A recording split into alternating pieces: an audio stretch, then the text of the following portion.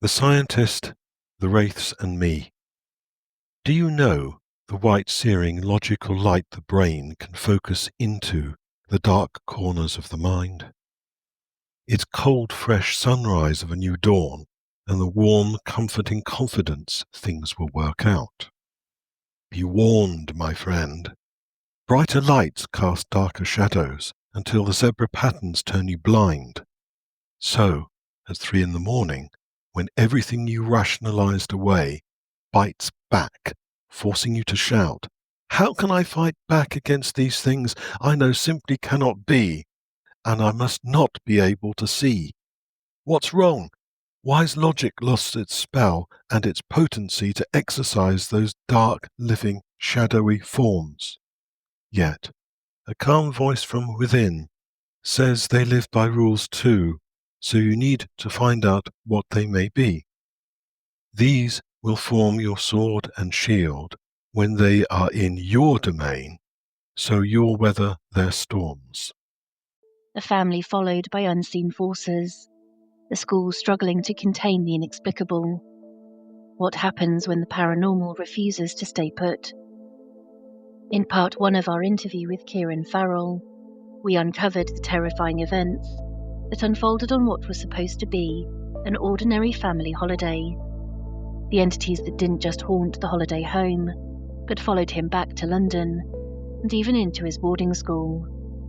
The bizarre and disturbing activity that forced his school to seek help from psychical researchers, the church, and even Ed and Lorraine Warren, and the conflicting methods used to investigate and contain the phenomena. But the story doesn't end there. In part 2 tonight, we go even deeper into the mystery. How many entities were there? How did they disrupt the school? And what happened in the dreams shared by multiple students and staff? Join me as Ciaran shares the different profiles of the spirits that followed him, the most spectacular and unexplainable events that occurred, the existing hauntings at his school, who were these ghosts, and why were they there? The psychic testing the school carried out to determine if Ciaran was at the centre of the disturbances, the Warrens' role in investigating Ciaran himself, and what they discovered, the lessons he took from these experiences that shaped his future as a paranormal investigator. The deeper we go, the more the lines blur between investigation and experience, between the observer and the observed. Are hauntings external, or do they somehow become a part of us? Don't miss part 2 of this fascinating conversation with Ciaran Farrell, right here on Haunted History Chronicles. So Ciaran, you mentioned when we chatted previously that there were a number of different entities that followed you back from the haunted holiday to your home and then to your boarding school. Can you give me an indication about the different profiles of the activity caused by each of them and how this really then disrupted the work of the school? Yes, one of them was Dr. George Pierce, who was a sort of an angry sort of ghost or poltergeist, which we, as myself, my sister, and members of the other family, came to know as the man in the black suit because we saw him so many times. Now, he was father of Linda and also Chudley. He died in a nursing home in 1928, which I've confirmed from my own researches, but Linda actually told me that that's what had happened. And she was there more or less when he died, as evidenced by the death certificate. He died of exactly what I knew he had done in the place where I'd been told he had died, which corresponded to various bits and pieces of psychically derived information that I already had, so the death certificate confirmed all that. So his role was largely protective over his family, that being Linda and Chudley, trying to protect them and protect their family's dirty secret that both Linda and Chudley were involved in murders. The next person on the list would be Leonard, who was the invisible brother that I've mentioned before, the spirit that Linda and her friend Vera, who ran the boarding house in which we stayed for the haunted holiday, mentioned as being the man about the house that wasn't. He was also known to us as the man in the brown suit because of sightings of him. He was the person who was the murderer, and he was driven mad in the end by what he had done, and probably because he'd been haunted, according to what I was told by Linda and Vera. So he committed suicide. There is no record of his death, and Linda and Vera kept him on the electoral register, which they should not have done because it's illegal, long after he passed away, trying to maintain the pretense that he was still alive when he was not. Then there were the murder victims themselves. Susan, who was very angry about her betrayal, Chudley, who she was desperately in love with, because he, along with Leonard, were the two people responsible for her death, along with two conspirators, Linda and Vera. So she was confused and angry and had very mixed feelings towards me, who she believed to be Chudley. There was also another person, Sybil. Now, she was a confused kind of spirit, to a certain extent, poltergeist. She was Leonard's first wife, and Leonard and Linda conspired to kill her, which they did, Leonard performing the actual deed and Linda covering up afterwards. So she has something in common with Susan. They were both murder victims of of the same people to a certain extent, particularly where Leonard is concerned. Then there was somebody else, Ollie Ossie. Now that sounds like an incredible name, but it's an abbreviation of her first name and her second name. I actually found her in records, so I was able to prove her existence. She was Susan's friend and protective towards Susan. Then there were phantasms of the living at the time, who then become, ghosts, I suppose, in the form of Linda and Vera and Chudley, their younger selves, although it's difficult to tell whether these were actually independent phantasms of the living, or whether they were in some way linked to or extensions of the deceased people involved, Dr. George Pierce, Leonard, Susan, and Sybil. Ollie did die, but much later. So again, she was a sort of a phantasm of the living, possibly, or possibly, again, it wasn't something that was independent. It was something that was dependent on some of these other characters. So that's a very complicated setup, which took time to work out. But myself and the girl from the other family already had a head start in doing so, because Vera, fearing the judgment of the Almighty, that a murder, two murders that she knew of, involved with one as a conspirator and knew of the earlier one, which was Sybil's, would be judged harshly and condemned, and therefore she was prepared to work with me and the girl from the other family to try and understand what was going on in order to obtain at least some salvation.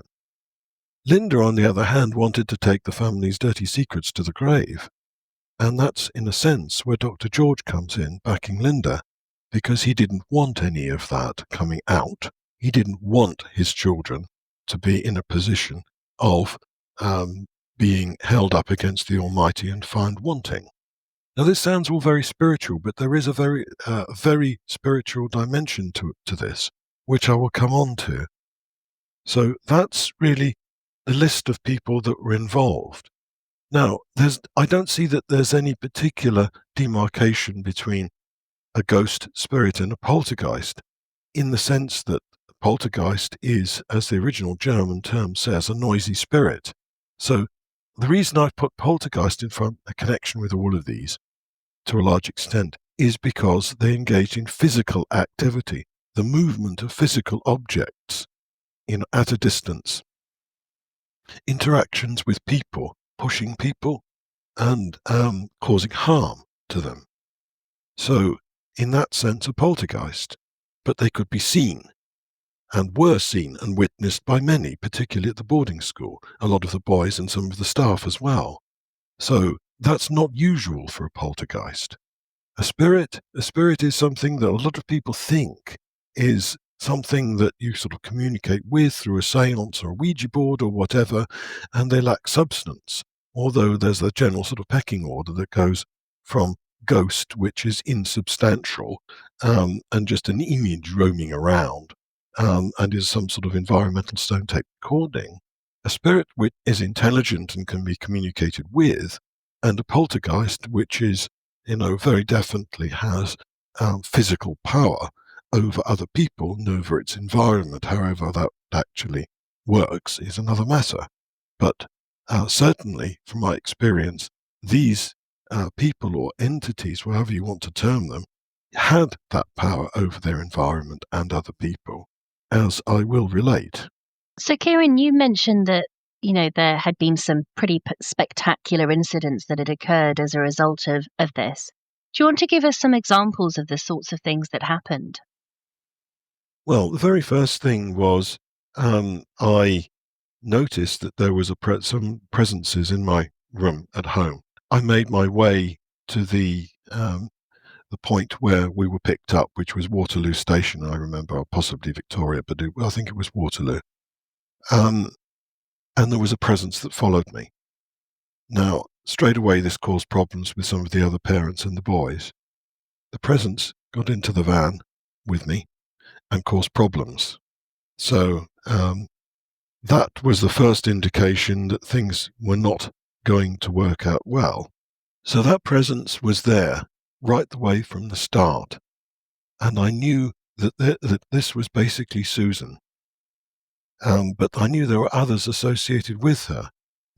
All these characters that I mentioned that I had already got an idea of and knew about from the Haunted Holiday as a result of work with the girl from the other family and sightings and observations and so on from other family members. One of the incidents that I'd like to speak a little bit more about was the one which I've already mentioned, the automatic writing incident, where after experiencing the same lucid telepathic veridical dream many times, at least 10 times in one night, I felt very sick that morning. And I went into my classroom as I knew I had to write something down. So I did. I wrote the inscription of the lighter down several times. Now, when I'd done that, I was in the process of doing that. I saw my class teacher coming into the room, and I knew she was there, and I couldn't relate to her. There was sort of like an invisible barrier between me and her. And what happened was that she then went to get her husband, who was the head teacher, and he decided that he was going to rouse me out of that stupor. And the sort of character of the school, as I mentioned, the discipline was, very tough. You were expected to do what you were told, and if you didn't, you suffered the consequences. So he decided that he was going to ignore this kind of barrier. He charged through it. He picked me up from when I was trying to write at my desk, although by now I was white and shaking, grabbed me, pushed me up against the wall, pinned me up against the wall, demanding to know what the something I was playing at. The presence which had been by my side and then behind me, almost guiding my hand, slipped to one side of him. And then, strangely, it seemed to form on the other side of me as well, slid in between us and pushed him away. It pushed him away to the extent that it made him fall over backwards. He got up and started to move back, again not accepting the situation for what it was, and tried again to pin me against the wall. I'd slumped down by this stage against the wall, so he was going to have another go at me in some form, but was pushed back. He was thrown into a soft corner of the room where there were some chairs and there was a small sort of library section. And at that point, his wife said to him, "I think this one is stronger than you are," which was a reference back to their experiences when they were courting, as she had been plagued by poltergeist. He denied that this could be possibly be true in very downright, forthright terms. So he got up and made a beeline for him, only to find now that that presence had solidified into a full apparition. And that was the apparition of Susan, holding a hand out. "No, I will not have you harm him," she said. I heard it. He heard it. Head teacher's wife heard it. He took no notice. She moved her hand back and made a pushing motion and knocked him over. That is the power that she had. She knocked him over without touching him. He was thrown back against the chairs. And this time there was a whole lot of things there, the books whirling around and so on and so forth, as sort of a maelstrom of books and objects whirling around him. And he tried to get up again, was unable to do so. The incident was concluded in the sense that I now was able to communicate with my class teacher, his wife, saying that she said, "You've got to do something." And I said, the only thing I can think of doing is to ask Susan to let him be. But she's not going to do that unless he promises not to hurt me. To cut a long story short, that's what happened. But he was not satisfied with that. One of the things that comes out of this is Susan's very protective nature against me, because she believes me to be Chudley. So she both intensely loves him, and hates him for what he did to her, killing her. So, as far as she's concerned, I am her emotional property. But more than that, I am her property. I am hers, to do with what she wills. That's a very uncomfortable position to be in. On another occasion, for example, I was subject to a disciplinary procedure, which I'd prefer not to go into. But this angered Susan. Now, this took place in the common room and was witnessed by all the boys in the school at the time, without exception, because these discipline sessions at that time were common. And it was also witnessed by all the staff, with one or two exceptions. Susan took exception to what was going on. Now, the common room was composed of a small room which held a ping pong table, full-size table tennis table. There were chairs and tables, enough to seat all of the boys and staff for various activities and so on, and a snooker table, which was the pride and joy of the school. We used to have opportunity to play snooker or billiards on that table. She picked the table up, put it on its side, and slid it towards me. I was being held by the head teacher and a member of care staff, Pat, that I've mentioned before. Now, to do that takes incredible strength. Certainly not the strength of a teenage girl or a young woman of about 20, which I estimated she was. So, again, incredible strength there. That did break the spell to a certain extent, but it didn't alter the punishment I received. It did reduce it, but didn't eliminate it. Now, after this incident took place, after a period of time, the staff put the snooker table back where it was. It took 6 of them. A couple of years later, when the green baize of the table had worn through, because it had been purchased, it was second-hand purchase anyway, they required 6 men to pick the thing up, lift it up, and to manoeuvre it out of the school, to put it in a van, to take it to the workshop to replace the baize. 4 could just about lift it. 6, you could manoeuvre it. But that's certainly not the power that a young woman would have. And when I looked at the table afterwards, I found what I anticipated I would find: handprints in the places on the table that you would anticipate they would be if somebody had picked the table up from the side and turned it over and then pushed it, despite the fact that, the table was far too heavy for any single living person to have done that. Nevertheless, those handprints existed.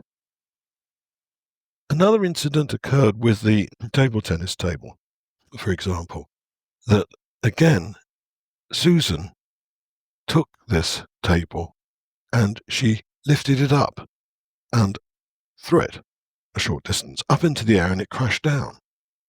Again, there were handprints where you'd expect them to be, even though the span between them was far greater than would be expected from the hands of, or the reach of, a young woman.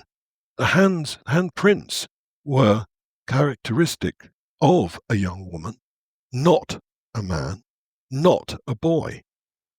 So this was part of the evidence that ended up being used to say, look, this cannot be an extension of Ciaran's psyche. This is not psychokinesis in the sense that it is not his rebellious psyche that is the problem here.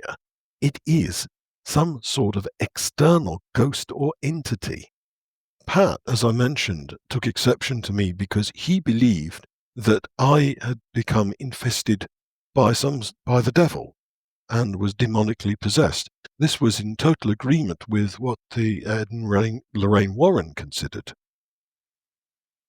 So there were a number of incidents where he basically attacked me.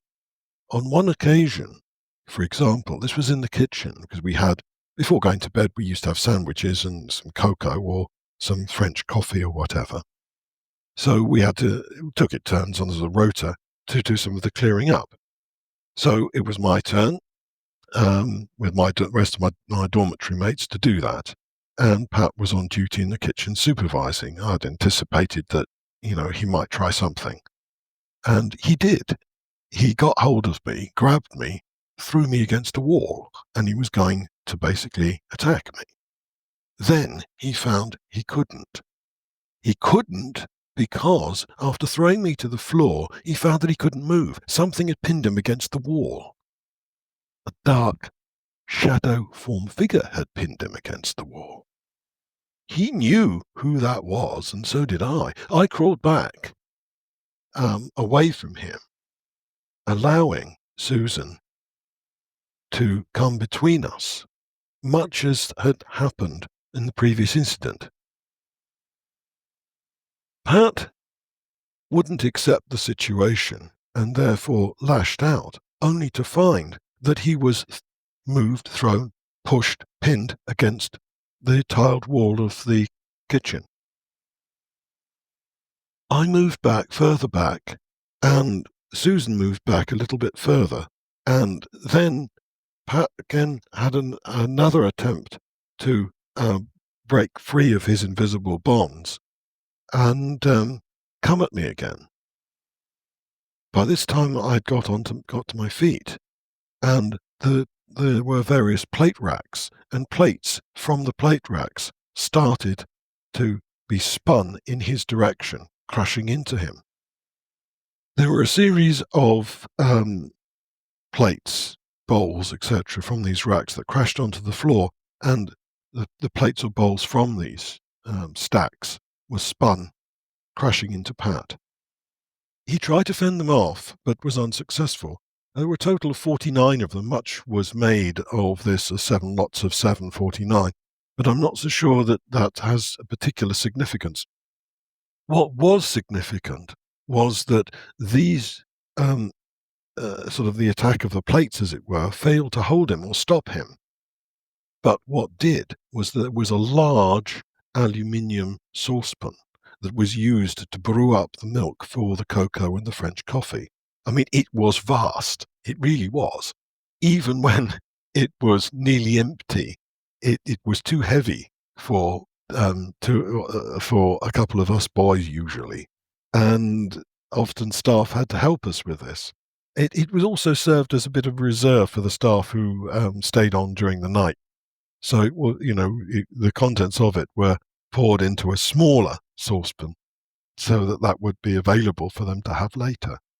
But this big saucepan, was literally lifted off the stove, moved across the kitchen in midair, and thumped into Pat's chest, knocking him over, and the sort of hot contents spilling over him. It was at that point that I got up, and I had already got to my feet, but I then left the room thinking, I don't want to be around anymore because this has really angered Pat. I don't know what he's going to do. But I found that my exit from the kitchen was blocked because there were other people who wanted to come in but were unable to. So I just stood there. And at this point, Pat accepted his fate and didn't do anything. He was actually completely stunned, I found out later, and winded. So I thought my presence was going to make a bad situation worse. But actually, he reached out his hand to me and sort of said, enough, no more, enough. And I just nodded. And I looked over in Susan's direction, and I just said to her, it's okay, it's over. She moved back and her presence faded. That was one of the some of the incidents. There was a number of incidents in the dormitory where Pat had also decided to have a go at me, and much the same sort of thing happened. Susan defended me. Susan's presence was very prominent when I was in the reception class. She would take up residence, largely as a dark shadow form figure in the classroom itself. The poor old teacher couldn't cope with this. He had a breakdown. His mental health was not particularly good, which is why he was teaching in that particular school. He had been a high-flying teacher in an independent school, but had a breakdown. But this presence was too much for him. Now, there was a lot of bullying that went on, particularly in reception class. And when this occurred, then Susan would come in and intercede. So I was then found myself, to a certain extent, oddly bullied for having this particular guardian angel, as it were, a dark guardian angel. There were a number of attempts to try to sort things out, to try and understand what was going on. And the bursar of the school obtained from a local school a Leyden jar, which is a means of figuring out whether something is electrically charged. And one night in the dormitory, it was a question of my having to call Susan and, seeing if there was an electrical charge associated with a shadow form figure or apparition. Having thrust this thing into her apparition, it was thrown across the room. And so was I, to a certain extent. This was witnessed by one of my dorm mates, but he couldn't figure out whether or not my action in plunging the Leyden jar into the apparition was part of me, in that sense, almost throwing it back. It had been pushed back out of my hand, or whether the apparition, Susan, had actually thrown it herself. I was in no doubt that it had been taken from my hand and thrown. But he couldn't see. And one of the reasons why he couldn't see was, although the apparition was solid and I had thrust the Leyden jar into it, it lacked substance. And therefore, the Leyden jar disappeared from his view for a fraction of a second, which was why he couldn't figure out what had gone on. That wasn't particularly spectacular, but it is illustrative. There was another occasion where somebody had a go at me. This is again about discipline. One of the things that you had to do if you fell foul of some of the rules was each night we had to clean our shoes. And one of the punishments was you had to clean the shoes for entire school, all 40 or so boys. So I was hard at work doing that. And one of the difficulties with being on these punishments is it was almost like being in the army. You don't necessarily get a clear run at the task that the punishment task. So other people will have a go at you. Some of the other boys will have a go. Some of the other staff will have a go, and so on. So this makes it worse, and you can pick up punishment after punishment after punishment as a result of not actually doing your punishment tasks. Rather cruel and hard, but that's the way it was. So after some people, including a member of staff, had a go at me, and I was subject to bullying, the shoe racks, there were actually several large wine racks, were propelled from one side of the to the sort of corridor to another. And again, these things were big and they were heavy, and it took some time for everyone to sort this out. And of course, 40 odd pairs of shoes to put back in the racks and so on. And of course, I had to clean them to make sure that I'd done my task. But that was another thing. There was another occasion when, and this was Dr. George Pierce. He ran riot in my dormitory, running around, moving objects, overturning the bed on which my friend, at that time, my particular friend, I'll mention him again in a moment, was lying, overturning it, pulling the curtains from the windows, and throwing pillows around, and also the rugs, because we each had a little bed space with a vanity unit which was integrated into a wardrobe. It was a towel rail and a rug beside our beds as our little personal space. On that occasion, you see, there were the then school psychiatrists. There were two school psychiatrists during my time at the school who were involved in this. The first one considered me to be a mental weakling and not capable mentally of exerting the full force I could with my muscles. So I was tested in trying to overturn the bed on my friend's bed. I was too weak at the time to be able to do that because I was too small. I wasn't strong enough. I was sworn at and shouted at and whipped with towels and whatever to, make me carry out this feat on the basis that I wasn't trying hard enough. And they soon found out that, try as I might, I wasn't strong enough. So again, it wasn't a question of a force acting through me as an agent, particularly. This was an independent entity. Now, the thing about this is, again, how could it be that something, a poltergeist or whatever, could exert more force than the agent could muster? Another question, which I've been puzzling over for a great many years. Then there was the incident that occurred in, again, the corridor, which is, again, Pat having a go at me and with another member of staff who I'm not going to name. He was being bullied by Pat, which I don't want to go into the reasons behind that. They attacked me, and Susan got in between us, saved me, and she held them off. And then I thought about getting hold of summoning the head teacher's wife, because she was the only one who could stop these two. And I did, through Susan, who managed to summon this lady herself.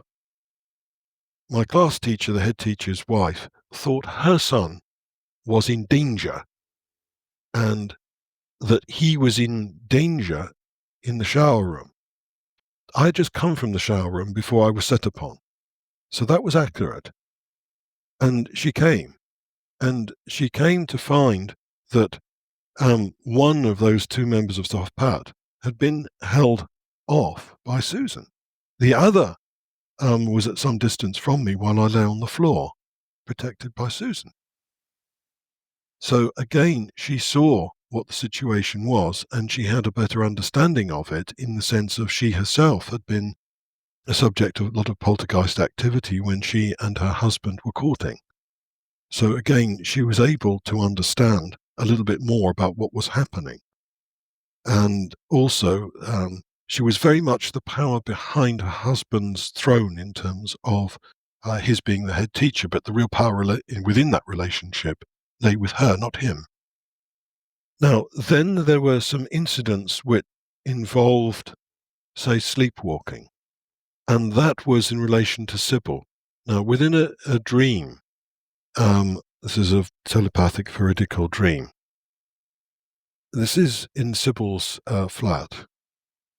She arranges to meet with a lady who from the local library club who she knows.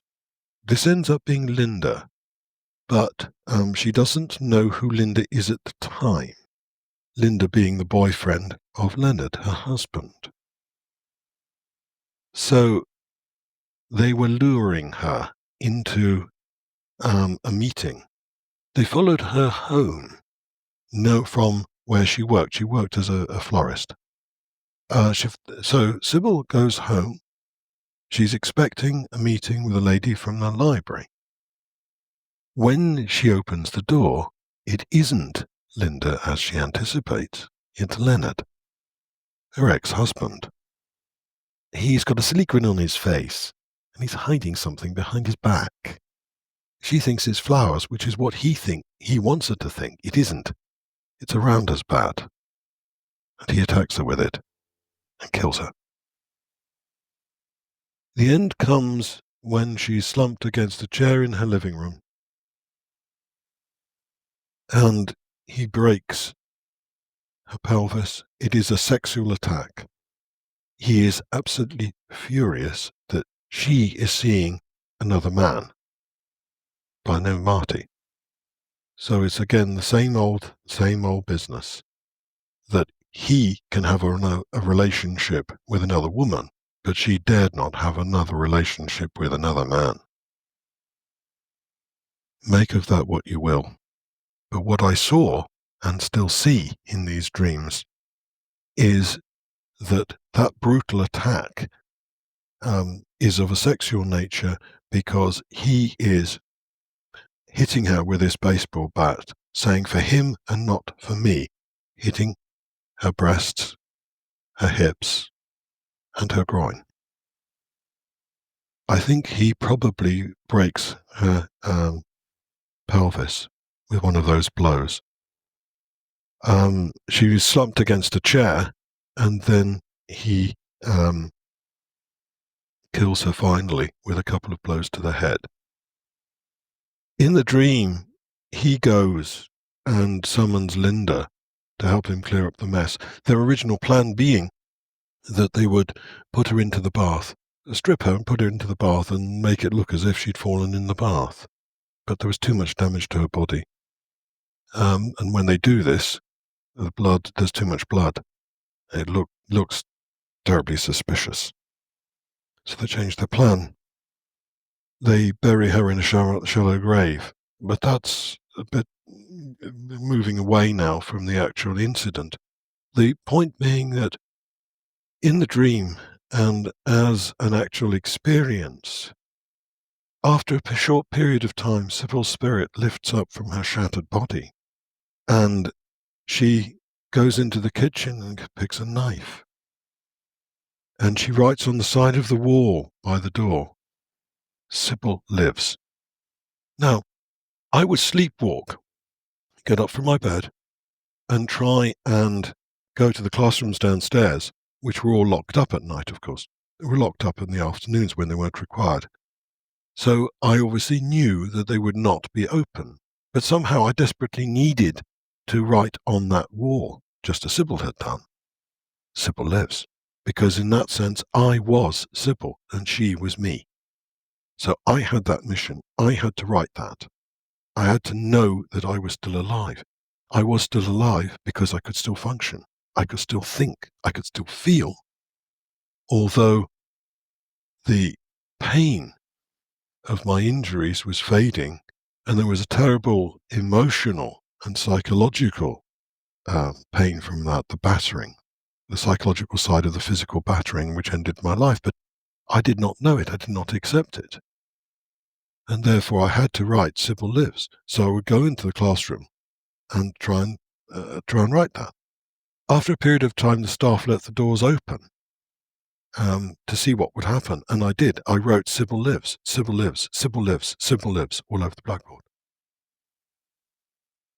The experiment having been conducted, they thought, well, that's it. Unfortunately, that wasn't it for either them or me. And there was one occasion when, despite the school being locked up, I managed to climb out of around over a covered way, get access into a small courtyard within the school, up and over a covered way, over the playing field, scaling a chain link fence and going downstairs onto the beach, concrete stairs, where I found myself a stick and started writing in the sand of the cliff, "Sybil lives." I did not know what I was doing, although I was able to accomplish these feats. And I kind of half came to when I heard someone shouting at me, but I knew I had to complete my task. And then somebody grabbed hold of me. It was one of the neighbours who had seen me doing this. And he got the head teacher and staff of the school, and I just flopped over backwards. I had no idea what I was doing or where I was. There were other instances like this, but that was probably the most telling of them. Now, when the Warrens became involved, what they were looking for is they were looking for evidence of demonic possession, that I was possessed by a devil. And more than that, there were supposedly 7 devils involved. 7 devils, each of whom had 49 servitors. I don't know where they came up with these numbers, but anyway, that's what they thought. That's what they believed. And the reason that they were there is that they were hiding behind these ghosts, these poltergeists, that weren't substantial. They were not real. They were just the front for the demons and some of the devils, and behind them the demons. So what they were looking for was evidence of me speaking in tongues, superhuman strength, and of course knowing things that I could not possibly know except through some sort of compact with the devil or the demons. And also, of course, was the other sort of kind of key thing with this, that I was had an aversion to crosses and holy objects and so on, which I didn't, in fact, but they thought I did.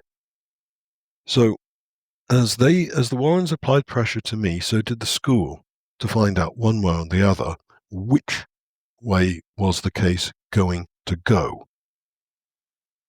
Now, there had been a member of staff, which I'll just refer to as Mr. A, for what will become obvious reasons. Mr. A was in charge of the night staff, and having asked Susan under duress, was there something that she could show me, she could tell me, that I could not know through any other way or route or reason, something that she knew that I did not, that no one else knew. I felt rather stupid doing it, but nevertheless, I did it, because under duress. And what I was told was, Mr. A is not a man of God. I didn't understand this at first. There were images that came into my mind associated with him that they were too fast, there were too many of them, and I couldn't understand them. So the situation built up because every time Mr. A was on duty and I was anywhere near him, or he was anywhere near me, Susan's presence would intensify, and she would come between us, and it would be the same thing. You are not a man of God. You are not a man of God. Yeah, he wore a cross, and he was a Christian. So this was rather perplexing.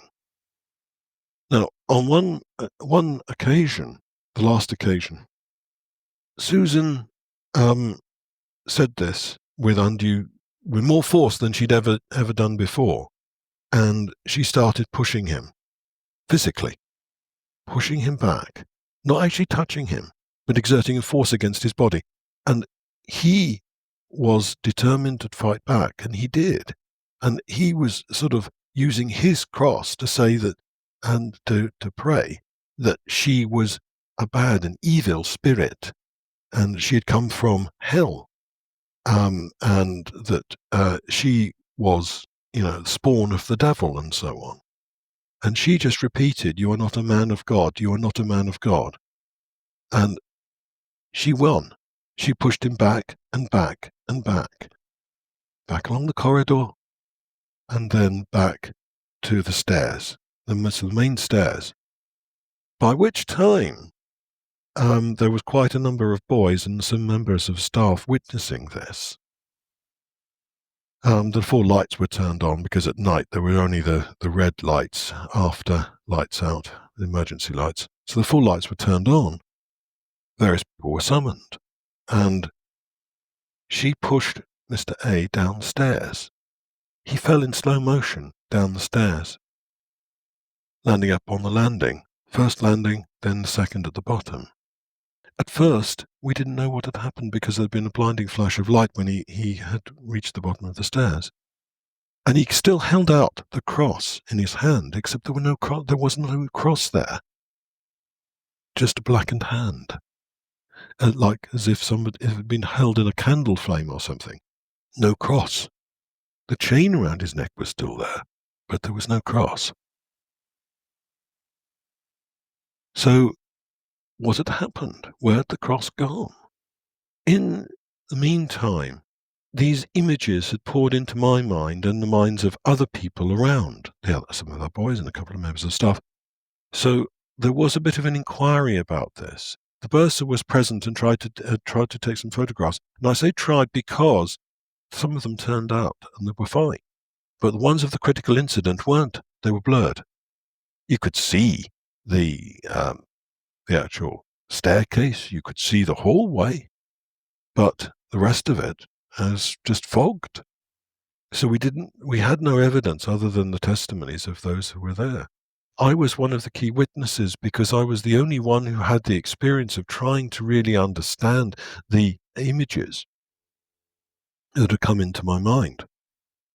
And from that, I was assisted to write a statement which said that Mr. A had worked at a care home, and it'd been in Edinburgh somewhere, because it was known that Mr. A had come from a care environment, and it was slightly peculiar in one sense why he would then, after working with elderly people in a care home as a member of care staff there, would suddenly want to change and work with boys. Well, the school often picked up people who were second chances. The head teacher, believing that such people would be more grateful for a second opportunity to basically put their careers back on track, and therefore they would be more compliant. And also the fact that there might be something in their background could be used against them. It was that kind of environment. So he worked for this care home. And what I saw was that he was in charge of some of the residents, particularly the female ones, when they passed away, making them ready for the undertaker to come and take them to the chapel of rest. Except he didn't stop at just petty pilfering, he interfered with them. Hence my caution in mentioning his name. This formed part of the statement. Then the school went back to his personnel file and found that, yes, he had worked in such a place, and that's where his principal reference, one of his references, had come from. They contacted the care home and found, oh yes, there was some petty pilfering, and this chap was suspected, but nothing was ever proved, and so they thought they'd get rid of him by giving him a good reference to get another job somewhere else, anywhere else, but in the care sector. But they had their suspicions that he was interfering, because that's what the relatives had said. That's what doctors had said. Somebody had been doing that, but they didn't know who. Well, they knew who now. Mr. A did not want to resign, and therefore the school reorganized and deleted his post. He was very shaken up by the incident that had occurred and didn't come back to school for about 2 weeks.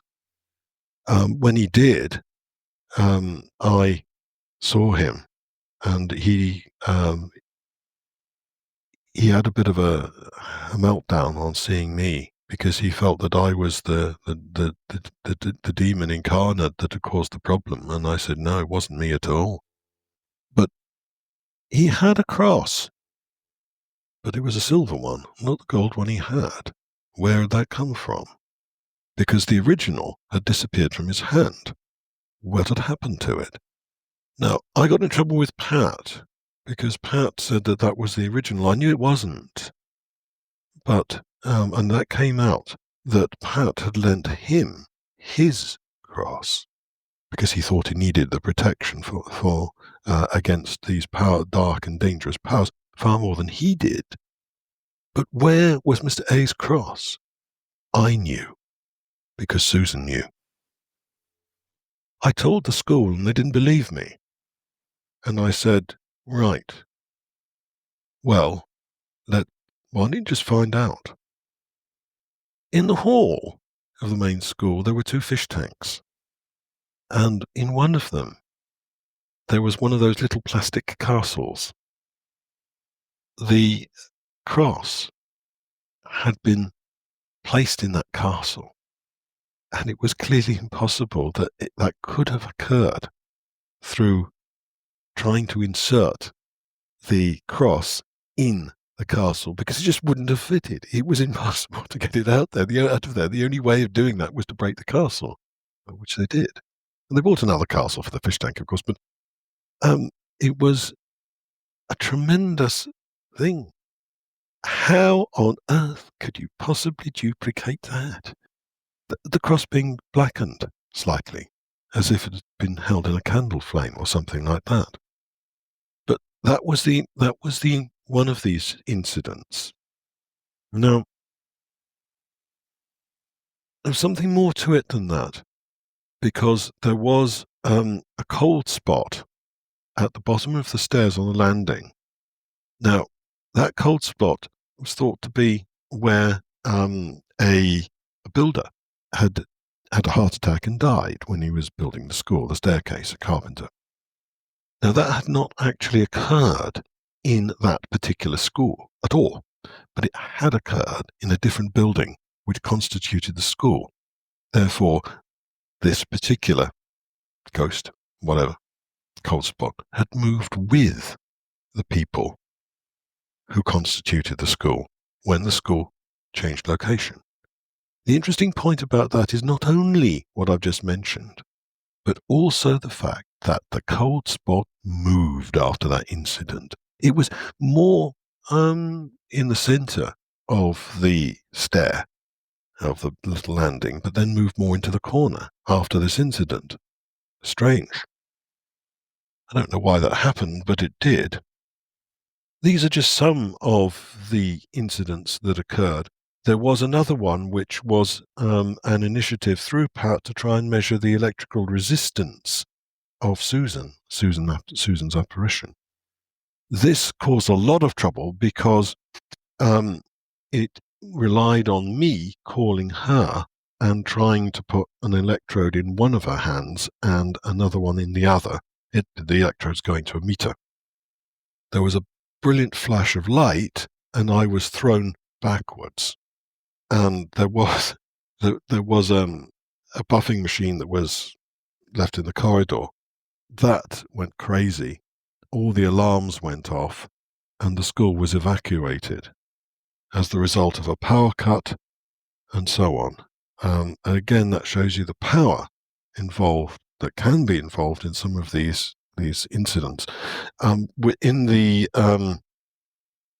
Enfield case, there was sort of a fire grate, no more than the grate. The fireplace was weighing about 400 odd pounds, was moved across the room, taken up the wall, moved across the room. And this is a similar sort of power involved with the snooker table incident. There was also other incidents where the large blackboard in the common room, which we use for the snooker things, was taken off the wall and various things were written on it, and so on. It was quite common that if anybody interfered with some of these poltergeists when they were causing trouble, then they would be thrown across the room or pushed or whatever. So it was a battle that could not be won through physical means. There had to be another way of dealing with it. But before we could get there, we were sort of drugged up. I was drugged up, and so were some of the other boys in my dormitory. Huge doses of benzodiazepines that are meant to stop you dreaming. Well, they didn't, because of the wrong kinds of dreams. And also, there was sleep treatment as well. So the same thing that shell shock victims were subject to, which was insulin. So there was an occasion when I was subject to this, and the full dose of the syringe was never delivered into my arm because I fought. And again, Susan was protecting me. And I thought that I needed to get help, and this was in the form of the bursar. Now, the bursar was in his flat in the school, and he thought that his dog was in trouble. And he followed his dog because his dog told him there was something wrong and wanted him to follow the dog. The dog led him to me, and he put a stop to what was going on. So I never received the full dose of that injection. Had I have done, I might very well have ended up being brain damaged, but as it turned out, I didn't. So again, a serious incident. One of my challenges was, as the school put it, not to rely on the help of my guardian angel to fight my own battles, which meant having to stand up and take my punishment like a man, or rather a boy. But we were expected to be men rather than boys, because that was the kind of institution it was. So, with a number of different poltergeists running around, the school's life was significantly affected. On one occasion, in my classroom, my class teacher kind of mocked the situation, only to find out that all the books were taken from, exercise books were taken from our desks and whirled around along with books and so on and various other items in a storm, sort of like a snowstorm, centered around me, which lasted only a short period of time, but brought complete chaos to the entire room. And the talk of it went, of course, right round the school and so on. So eventually, the school gave up on trying to uproot the problem for me, and started to domesticate it, which meant working with me, which was a very different situation. So, Ciaran, were any seances held at the school then in connection with this to try and find out what was going on, and if you were psychic, because you were the apparent focus of this paranormal activity? Yes, they were. And this was at the instigation of the Warrens. The head teacher and his wife actually had a Ouija board and had experimented with it earlier, because the school was known to be haunted, and there was that other boy who was a psychic, and he had experienced various things in different places in the school which related to the ghosts of the school. But they didn't want to engage in what they considered to be unscientific methods, because they're in contact with a lot of psychical research organizations. So the Warrens said, along with Pat, that they were going to basically force me into a situation where I was going to have a seance with them and a Ouija board, taking me out of the school if necessary in order to do so. Well, the school's management decided they weren't going to have that, but they were going to concede to the demand to have a seance. The Warrens were not going to be present. That was part of the deal. The head teacher, his wife, my class teacher, the bursar, and the then school psychiatrist were present in my dormitory, which was cleared for the purpose of holding the seance. My class teacher sat opposite me over the Ouija board, and she was toying with something in her pocket. I knew it had particular significance to her, but I didn't quite know what it was. I did later find out in a roundabout way, which confirmed what I'm about to tell you. I was encouraged to use the Ouija board, but in order to do so, I needed to summon Susan, which I did. her presence became more solid from the shadow form figure it was, and took on the form of a full apparition. Full, solid, and as of a living person. Now, everyone else in the room had seen this before, with the possible exception of the school psychiatrist. He was absolutely terrified. He had borrowed a large cross from a local church, for which he did get in trouble, but that nevertheless, he had this, and he was standing by the window, cowering behind it. Despite my differences of opinion with him, I felt rather sorry for him. So I called Susan. When those concerned were satisfied that she was there, I was going to ask her if we could use the Ouija board. And she stood there, looked at the side of the table, looking at myself and my class teacher, arms folded. No, I do not need to use that thing to communicate with him. And as she said that, the Ouija board lifts up, folds, is hurled against the wall, ricochets right the way across the room and through the window, emerging on the other side of the window because we're upstairs. And it's crashed downstairs, only to be found later. The planchette ricocheted off the ceiling and into the corner.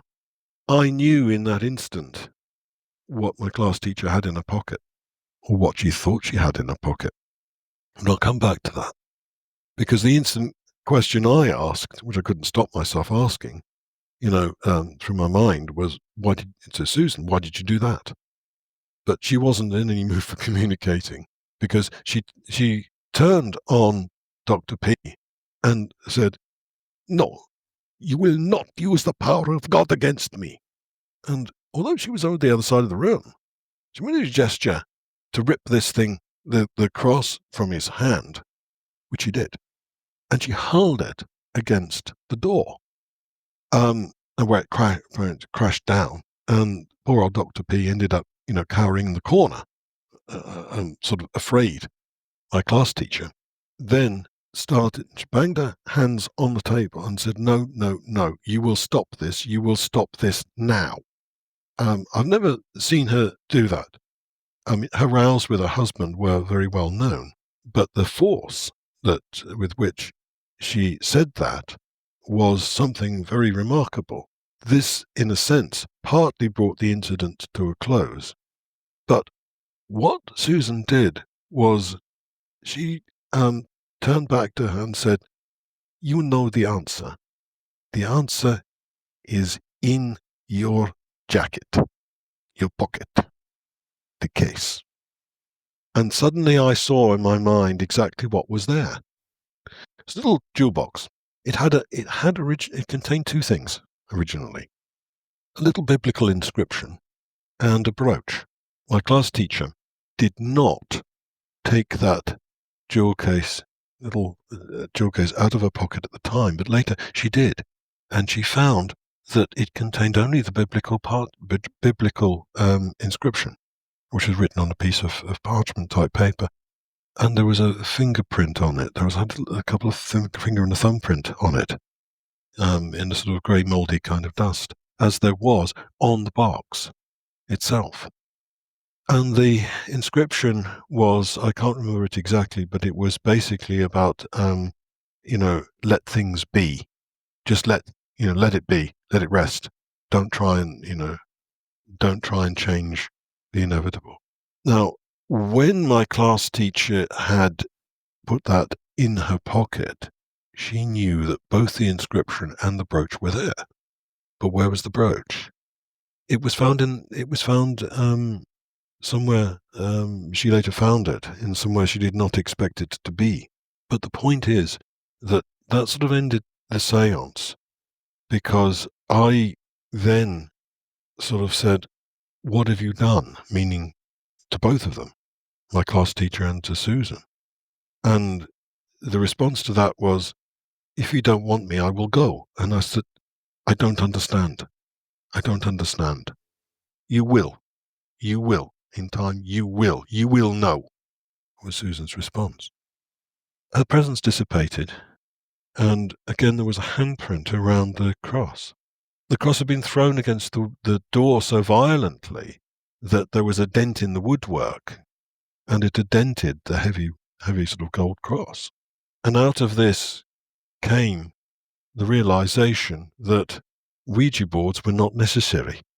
Direct communication was, but that needed to be supervised and carried out in a controlled way. So that was, in essence, what happened with the seance.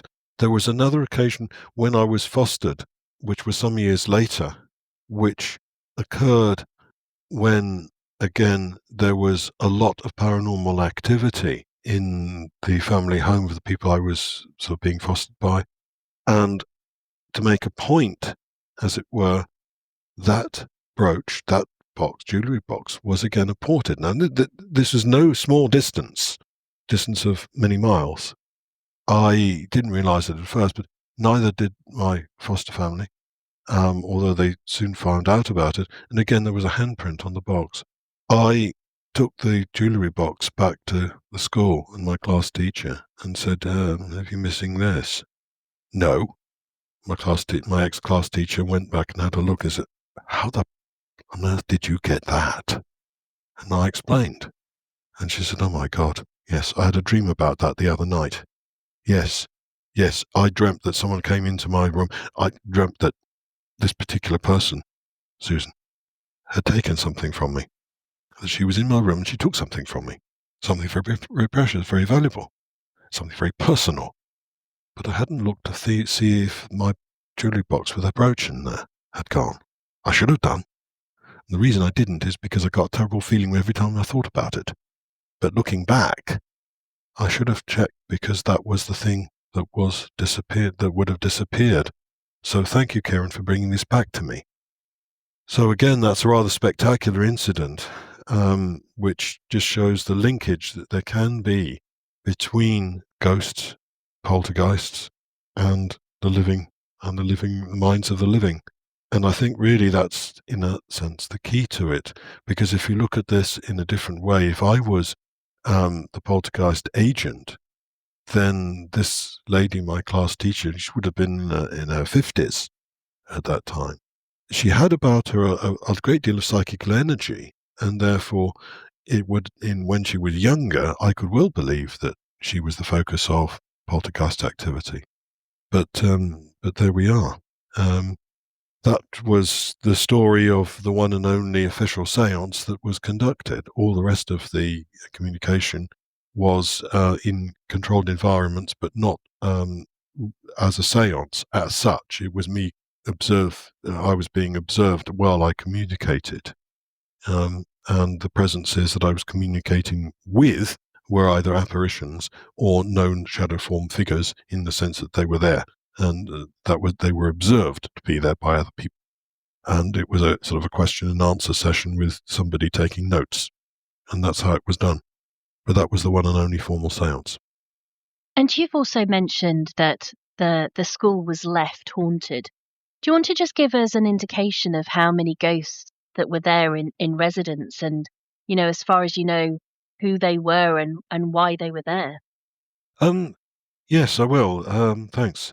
There was the ghost or spirit of a girl who committed suicide and returned to the school where she had been happy, particularly with a very special friend of hers, which I think she came back and she haunted the upstairs corridors, which I think I've mentioned her already. There was the ghost of a Canadian airman who also committed suicide when his girlfriend dumped him. And this related to when the school was actually in a different building.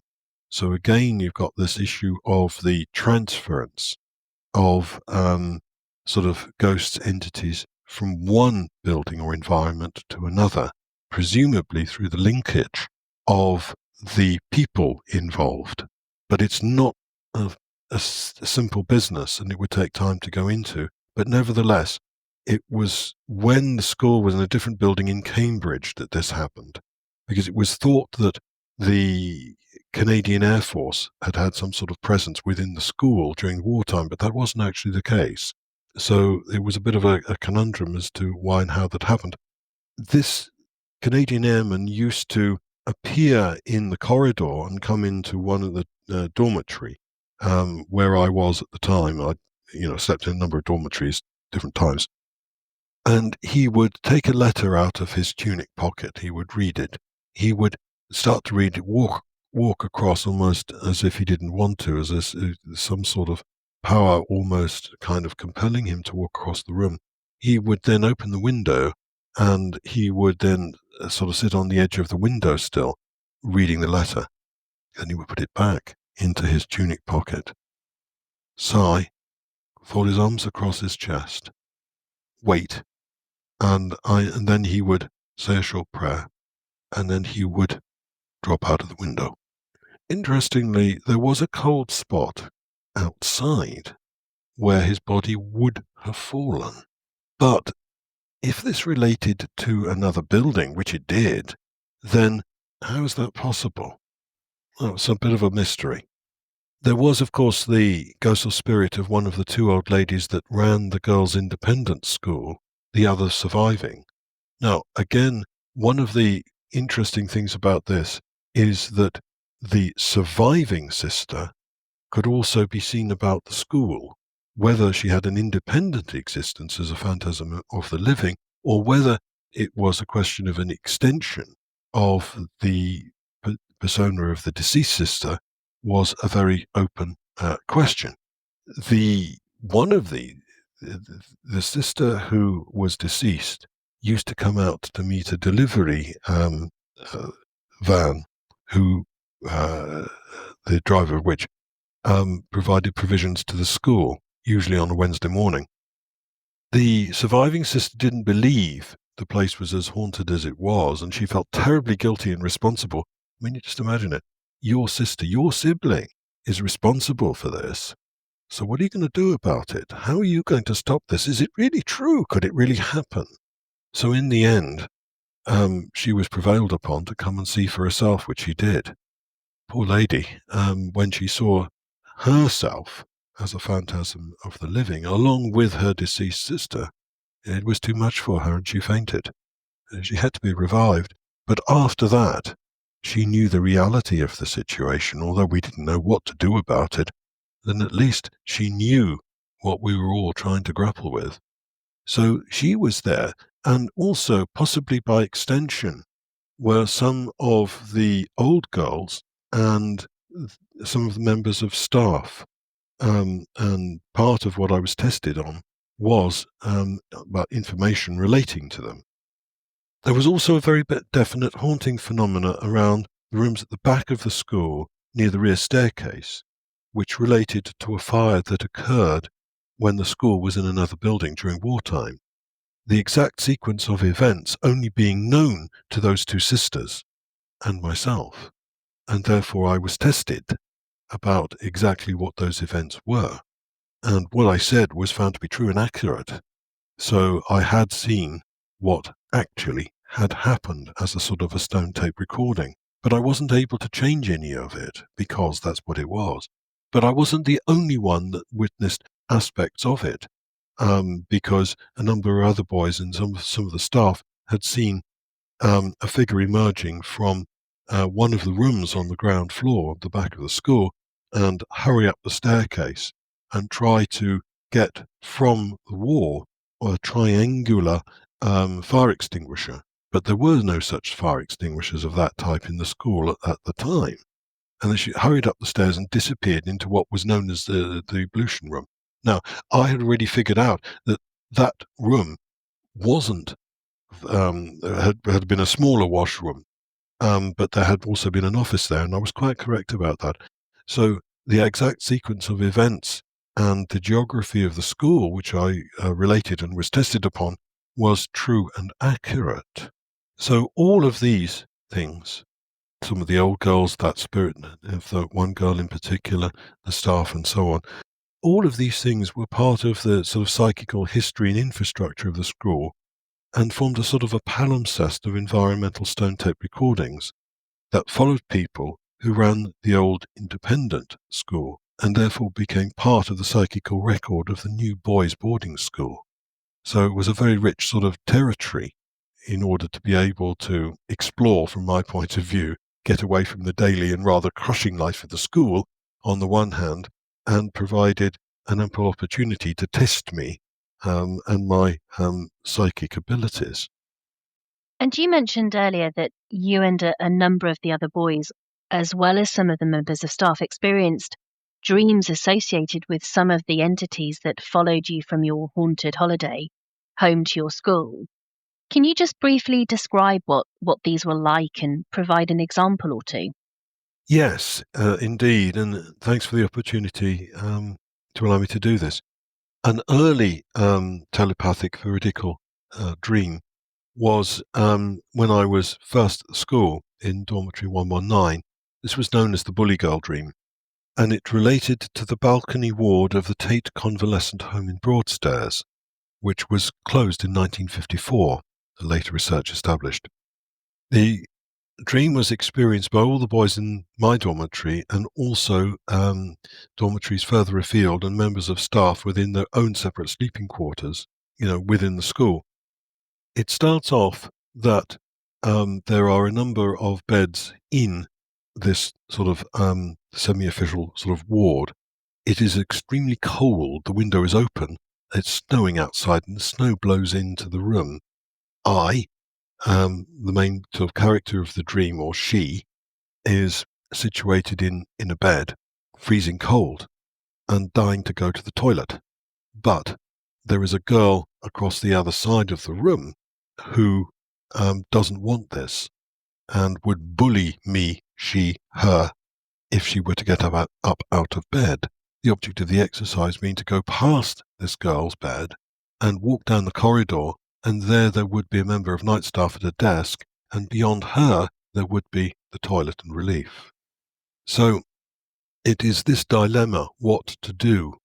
But the impact of that dream was that the boys in my dormitory and further afield considered that I was the bully girl, because I was responsible for the way they thought and felt about this, and that I had somehow set this bully girl on them. So the staff of the school thought I was bullying those boys, which I wasn't, because I was being bullied actually by the boy who was in charge of that dormitory. But everybody remembered the dream. And one of the odd things about this is, as I think I mentioned, that there were two kinds of boys at that school: the crazy mixed up kids, of which I was one, and the tough nuts. So these really tough boys having to admit to staff and each other that they considered that they were being mentally bullied by a girl was something quite unusual. So I was subject to a lot of questioning by the staff, very fierce questioning about my sister. My sister is younger than me, and obviously, back then she was smaller than me. So she was obviously not capable of bullying these boys.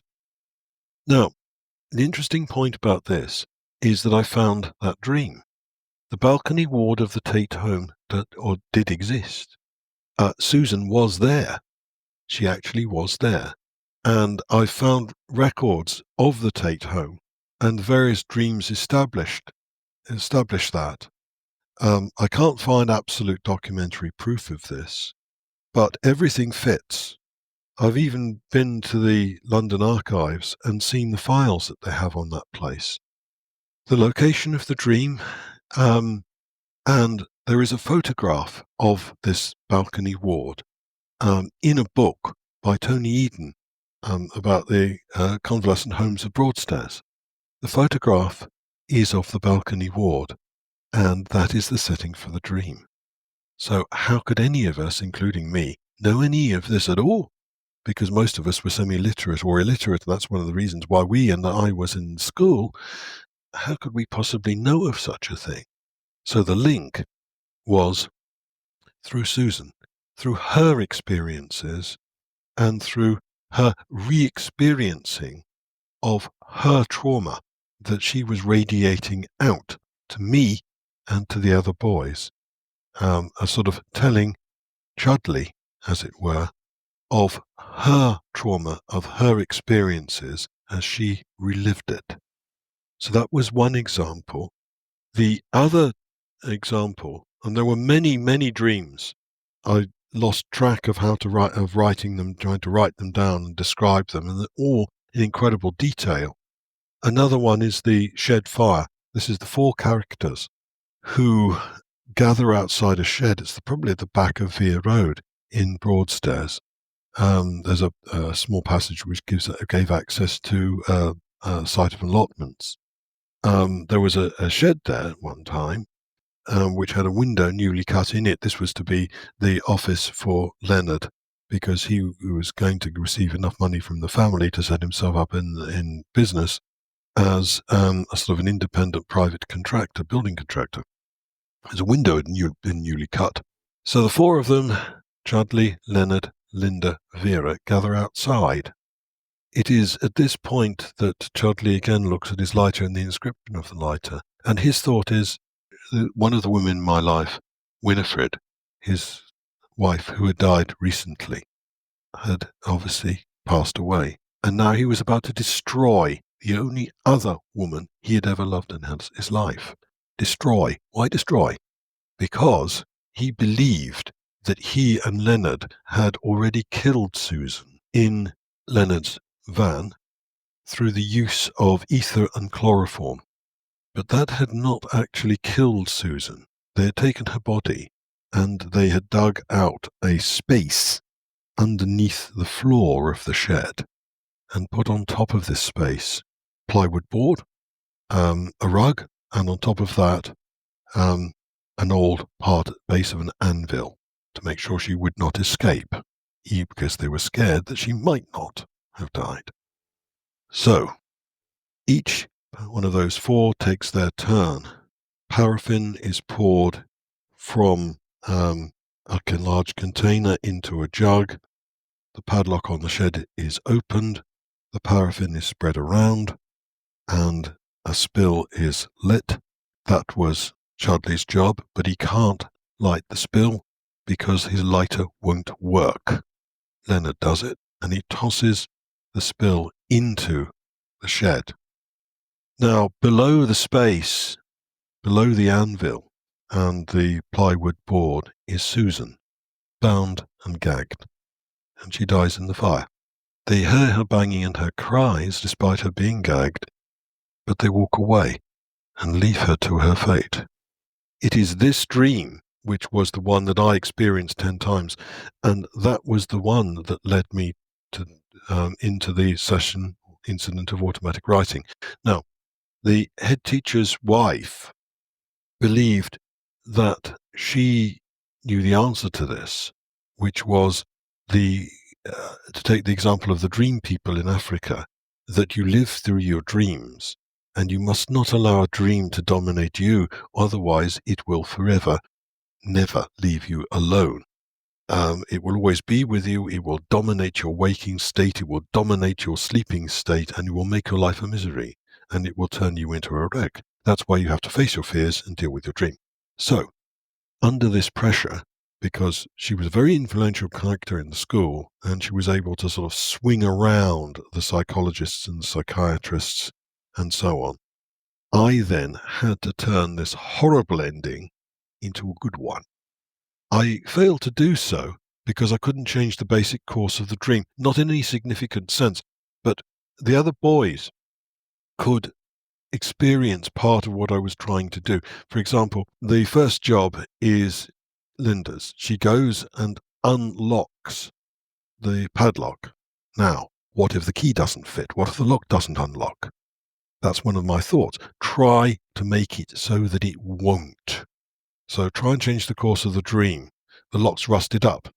It doesn't work. No, I can't get that to stick. It doesn't work. Right, the next thing is the pouring of the paraffin, from the large container into a jug. What if they drop the can? What if the paraffin spills? And so on, yeah? Each time I try and engineer something different which would lead to the different course of the dream, turning the bad outcome into one that is not as bad. But I can never do it. It's too strong. because I'm trying to, in that sense, trying to change the history, the reality that was experienced at the time. So I found that I can't do it. But I realized that I was able to change the course of other dreams where I was more free to do so. And this, to a certain extent, was witnessed by some of the other boys who were also experiencing the same thing. But interestingly enough, they were experiencing not only the dream in its raw state, they were also experiencing the dream as I intended to modify it. So they saw the modifications as well. So there was a difference. Now, there was something else as well. This was something that started off on a Thursday afternoon before we were due to go home on the Friday morning for one of the holidays. Now, this started off with a sequence walking along a country road, with round a bend in the road. There's a sort of a gap in the tall hedge that surrounds the road on one side, and there's a little girl there, and she beckons you to come down these flight of stairs, which is flagstone stairs. So you do, because you can't stop. You don't know what it's about, but you're compelled to follow her, which you do. So you go down these stairs, and this leads you down into a sort of like a pocket type of a valley in which there is a house, sort of one of those sort of Georgian type, Elizabethan type Georgian houses, reproduction type thing. So it's got white walls and large, dark oak, black wood beams and so on, and lovely lead windows and so on. But there's also something else there. There's a party going on. There are people there. There are two people in the house. Now, in that house, those two people are Susan and Chudley. Now, he stayed with her in that house for a period of a couple of weeks, while he instructed her in how to be his dental nurse and secretary. And those were very happy times for Susan. But there was something else about this place. It was something that was owned. It was a house that was owned by Chudley's associate, who was also a dentist. And that house was struck by lightning despite its position. And I found it in records. I was able to confirm that what people saw in their dreams was the death of this little girl who died tragically in the sort of pond at that house. And she did die. I saw it. It was in a newspaper report. And the house was struck by lightning twice, despite being down in a valley. And it was owned by that person, Chudley's associate, a dentist who he worked with. I mean, he then went on to own our houses and so on and so forth. Now, an interesting thing about this is not only was that dream broadcast, it was associated with a particular piece of music, which was Tiptoe Through the Tulips, which was one of the very famous songs from the film The Gold Diggers of Broadway. So we all started to experience part of this dream and that music on the Thursday afternoon, which went right round Thursday evening into the Friday morning and so on. And I and some of the other boys continued to hear it and see some of these visuals when we went home. This caused problems with my family. But nevertheless, my point about this is that it was being broadcast. Everyone was seeing and hearing pretty much the same thing, pretty much in the same way. So how could that be? So it was thought that I was, in one sense, the focus, or that I was sort of basically rebroadcasting what had been broadcast to me. But it was clear from these experiences and others that actually I might have been doing that, but the main original source of this broadcast was not me, it was somebody else, probably Susan. So there were many of these sorts of dreams, but these sort of three are really three key ones, which are sort of more or less given as examples.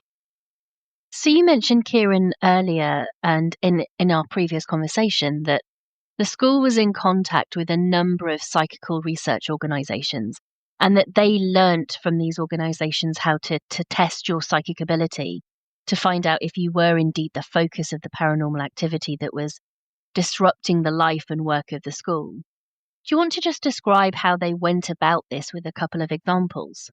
First of all, the school was in contact with the Society for Psychical Research, and the secretary of the society at the time had quite a few questions about what was going on.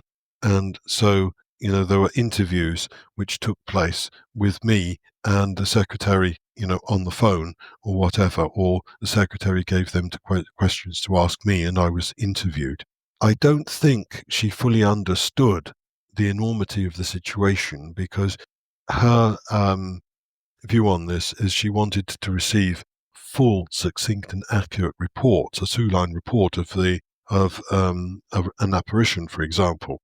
And there was a bit of a difference of opinion about this, because, of course, with several different sort of ghosts and poltergeists causing mayhem within the school, and Susan in particular taking up residence next to my bed and following me around, then the reports of these apparitions or presences or whatever could be very extensive, because you could literally follow these things will follow me around, Susan in particular.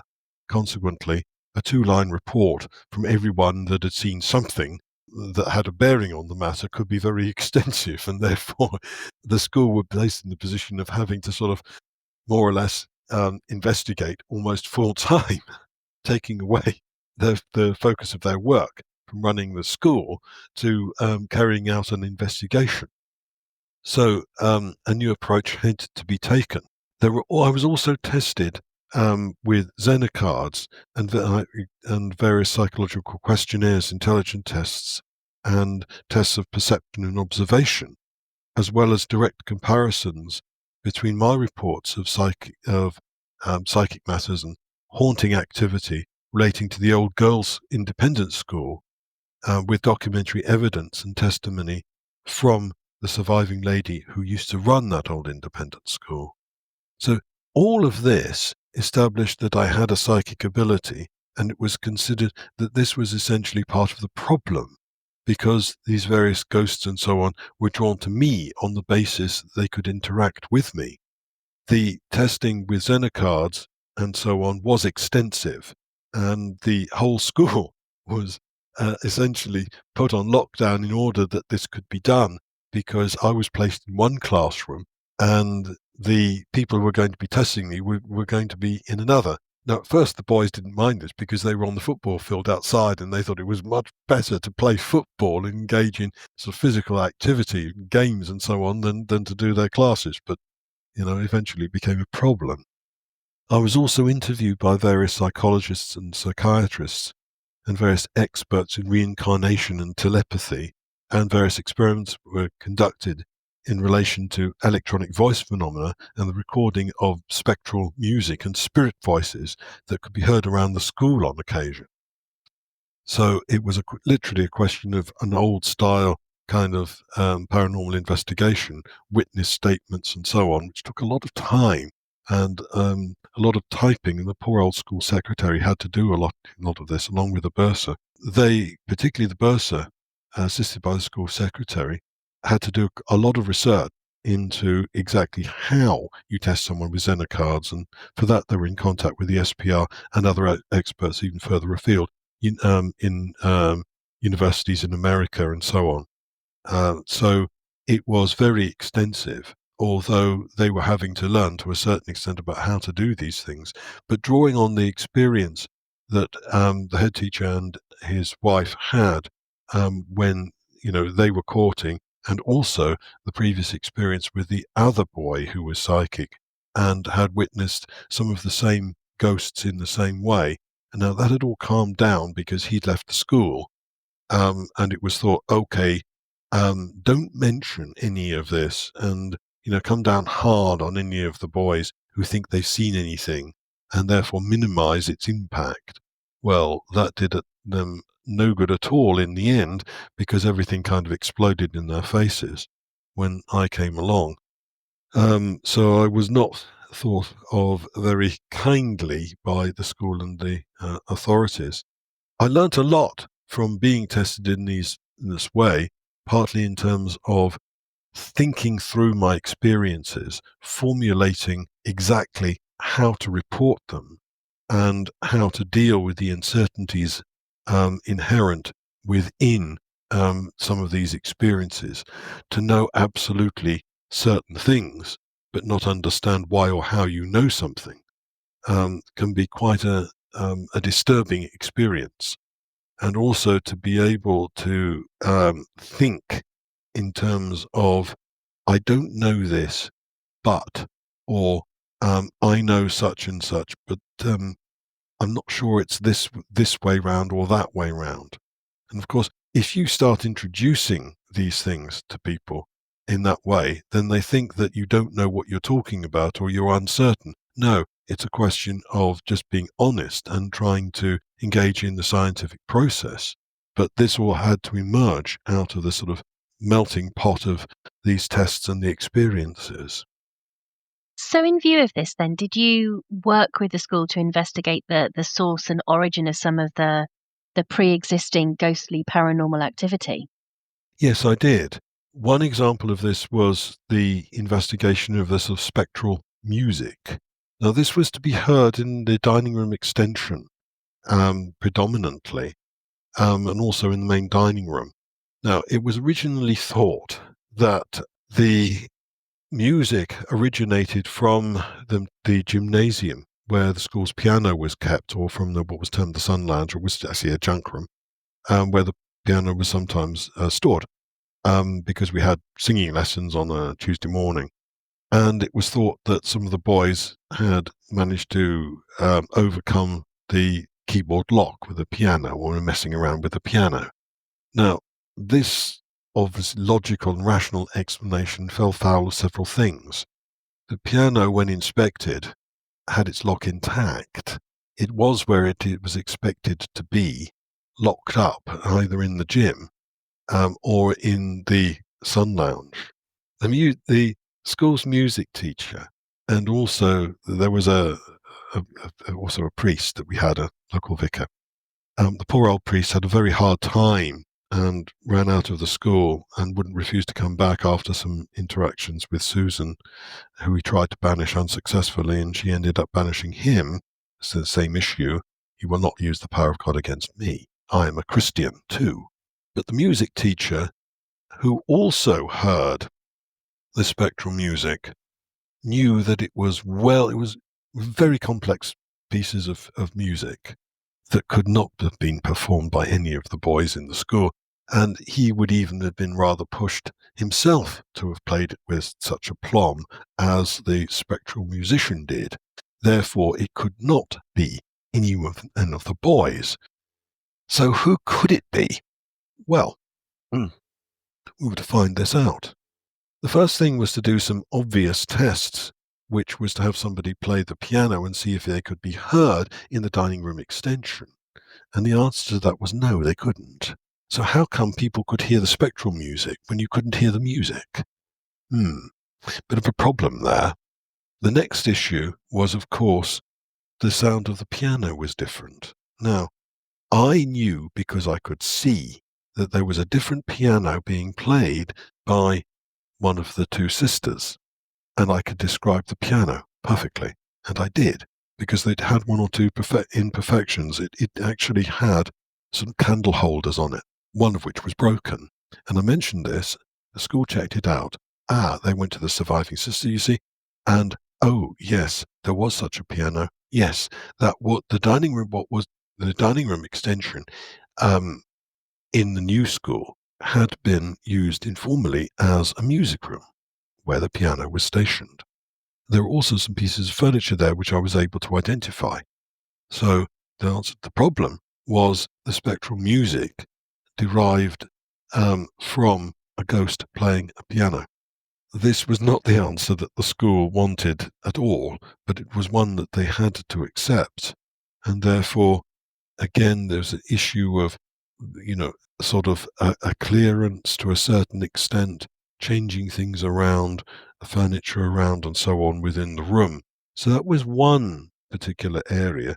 Another area related to the comparison of my experiences and so on of the school when it was relocated several times during the war. And this all checked out. And they went the school, as the bursar, checked out exactly where the school was relocated and what had happened in that fire. And I was able to draw a picture of the buildings that had been affected by the fire and to describe them accurately, and some of the buildings that the school had actually occupied during the war and previously. And this was all seen to be correct by the surviving sister. So again, some of those investigations, and also little things that occurred when we went out on trips, because there was a building in the town which had been a previous home of the school, and I knew that, and that was checked out and found to be correct. And there were several other buildings that were owned or associated with some of these ghosts or poltergeists, in particular with Winifred, where she had lived with her family. It was in Eastbourne, and I had various experiences there, similar to the experiences that I had with as a result of this incident with Mr. A, and those were checked out and found to be correct. There was also another building in, I think it was Hastings, that I thought had been owned at one time by a relative of Dr. George Pierce, and again that was correct. So all the way down the line, when these strange incidents were investigated, I was, what I had said and reported was seen to be correct. There were also other things that occurred because we went out and about in the school bus on various trips at places like Beachy Head or other places where there was hauntings or whatever. And again, I was checked out about that. Became a bit of a celebrity within school as a result of it. But all of these things checked out, which again established, first off, that, I did have a psychic sensitivity, and I was kind of reporting things accurately in such a way that they could be checked out. And when they were, essentially, I was seen to be correct. One of the very sad things that happened was a premonition about the death of one of the boys at the school through a tragic accident. And again, that was an exercise in how to work out the various circumstances that were shown to me through the premonition. And when all the pieces of the puzzle were correct, then the incident occurred, but not before. Unfortunately, though, if I had been listened to, the incident could have been prevented. But the school were determined to prove to me that what I was saying was nonsense and that it would not occur. Unfortunately, it did, much to the shame and sorrow of all concerned. So what was the Warrens' involvement in the school's investigation of you, and did they assist the school in investigating you? And, if so, what was the result of that, Ciaran? Well, originally the Warrens were suggested to a member of Care Staff Pat by the local bishop, who had come to carry out sort of a clearance and exorcism of myself as an individual and part of the school. The school's view was that they needed to take a scientific, that is, a rational approach to what was going on, and that therefore they did not want to go down the spiritual route because that seemed insubstantial as far as the local education authority were concerned, and of course the Inner London Education Authority, whose school it was. They had a hard enough time trying to convince those two authorities to allow them to deal with the matter themselves rather than, have the matter taken out of their hands. So originally the Warrens came in as a result of contact that was facilitated by the local Catholic bishop.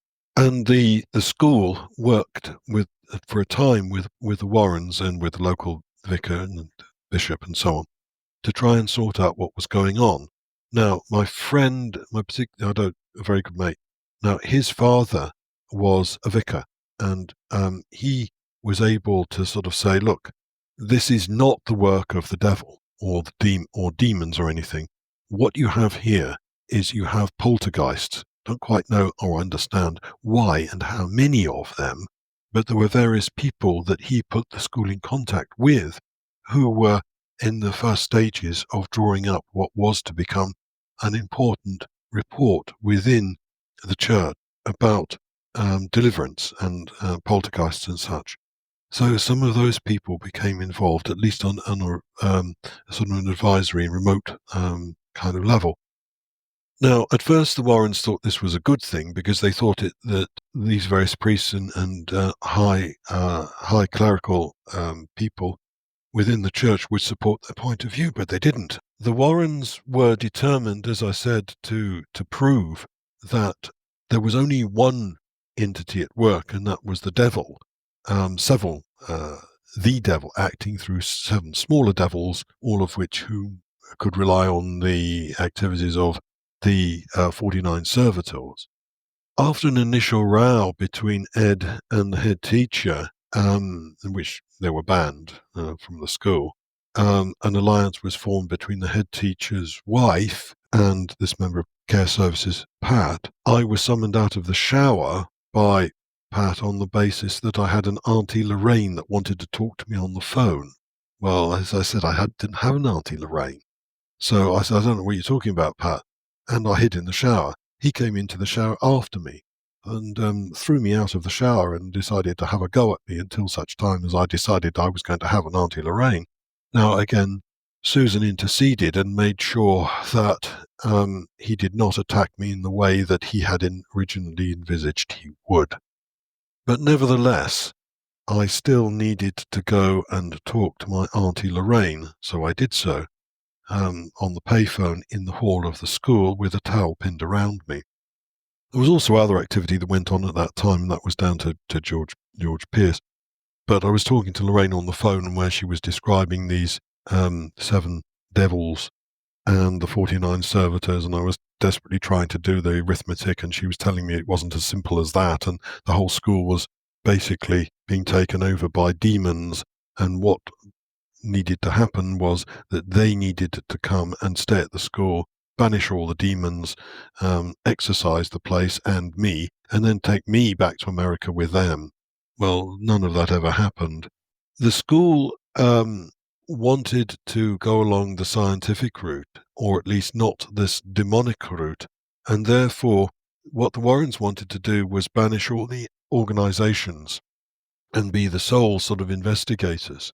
Now, eventually, what happened was they ended up being marginalized and marginalized themselves because of the extreme nature of their claims. And one of those was related to this business of there being a demon or the devil hiding behind the apparition of Susan. Now, by my bed, Susan always used to take up place there. Now, there was a mark on the lino there, a sort of basically a sort of a circular mark, which would have been the outline of the skirt of her dress, and within that, 2 sort of imprints of shoes. This was ingrained into the lino, and the cleaners couldn't get it out without damaging the lino.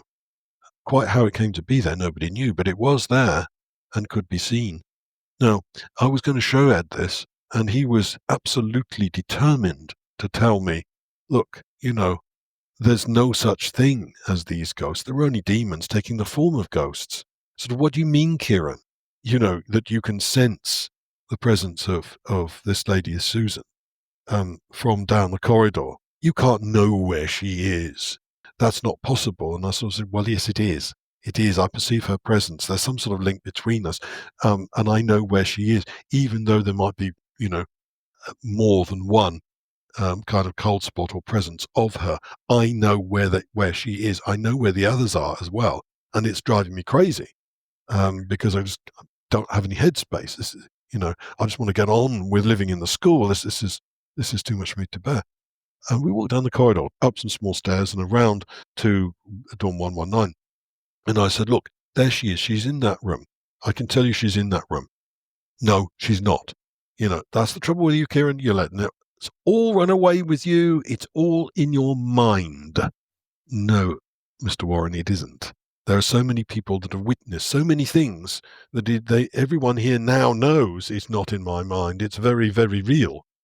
So we go into room 119, and Ed is really in a bad state. He's very nervous. He's perspiring because it's just this thing about the experiences he had when he was young, and the haunted house in which he lived, and trouble with his auntie that sort of haunted him, and the apparition of the landlady that used to come out of a wardrobe at him. He was extremely nervous, so he was hot, and when he went into the room, he took off his jacket and said, "Young lady, can you look after this for me?" And he sort of half gave, half tossed his jacket towards the young lady that was standing, glassy-eyed, staring at him and me as we entered the room. Neither he nor I quite understood how that jacket came to be folded around her arms, and she stood there looking at us, arms folded, head tilted back. "Yes, you think I am servant. You are wrong," she said. But he didn't take any notice of that, and I thought it was best not to either, but I was wrong. So I went to my bed, where my bed had been, and I explained the business about the cupboard, where, it was similar, where Susan had sort of been seen, the wardrobe, and this pattern by my bed. And Susan's presence became more and more prominent, and Ed became more and more uncomfortable. And he kept telling me, "This is a demon masquerading as a spirit. Spirits can't do this. They can't leave marks on lino. They can't, this business of in the wardrobe, there was a shadow in the back of the wardrobe. That's not possible." "Yes, it is, because it's there. Don't know how it's there. I don't know why it's there, but it's there. I've seen it. Well, you've seen it. Everyone's seen it. It's there. Just like the mark on the liner. It's there." So he decides he's going to have none of it. So then what happens is, "I've had enough of this. I'm going to report my findings, back to the head teacher and the bursar and so on." And the figure in this that was still sort of fuming in the back of the room, just says, "No, no, he does not know. He does not know what he is talking about. He is no good. He is not good man. He is no good." And at that point, Ed whirls around to see this woman standing there. She then throws his jacket at him. He is so startled, falls on the floor. He picks it up and he starts arguing with her. "Young lady, you are being incredibly rude and disrespectful to me. I am going to report you. I'm going to report you to the head teacher, and I don't know who you are, but I'm going to have you thrown out of this school and blah, blah, blah. I'm going to get the police onto you. I'm going to get, oh no, blah, blah, blah." And I said, I wouldn't. Just don't argue with her. Just, Ed, please, Mr. Warren, let's just leave. We can talk to the head teacher and the person who are, as soon as we can find them. Please don't antagonize.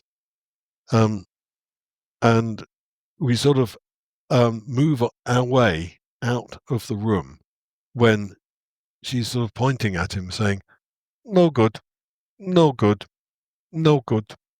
And I get outside and I say to Ed, "That's a lucky escape." "So what are you talking about?" "I've got to do something about that young woman. I'm not going to be treated like this. We come over here, Lorraine and I, to help you, to help the school, and I am not going to be insulted by her."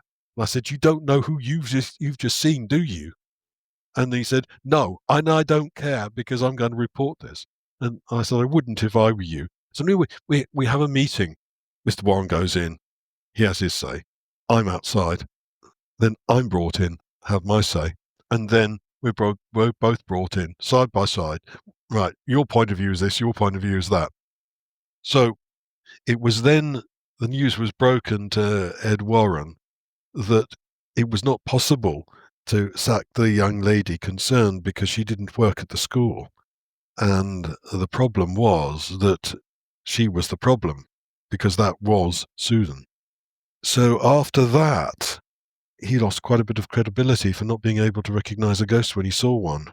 The other instances and things like superhuman strength, well, that was kind of already been settled, because I wasn't able to overturn my friend's bed. speaking in tongues, well, although I could intuitively understand what Susan was saying and some of the Polish speech, because she was Polish, um, that I couldn't really make the grade on that one. As for knowing things that couldn't be known, well, yes, but wasn't that a question of my psychic ability in contact with these ghosts and spirits, which was being tested and found to be accurate? So again, it was a matter of judgment.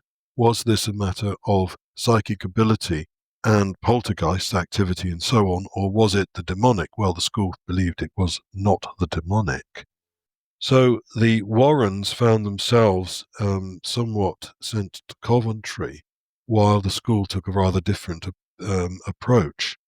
However, the Warrens didn't actually let this lie, and they carried on coming back to the school, even despite having arguments with various people and having been challenged after they were faking phenomena.